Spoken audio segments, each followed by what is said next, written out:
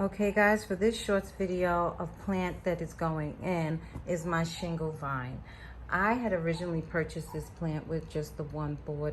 Ernest had added this additional board, which is a little longer than the original one, and the plant in less than a month has already grown more than half of the board.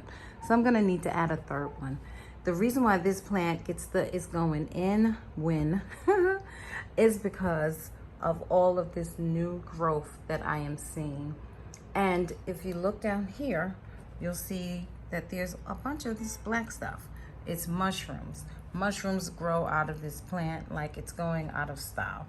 This plant is a fast grower. It enjoys, for me, the morning sun from a northeast facing window. It vines very easily. It will attach itself to this board with no problems. You can see a root right there. It has beautiful leaves and it is very easy to propagate. So this plant, the shingle vine, made it to the winner of plant that is going in. Thank you guys.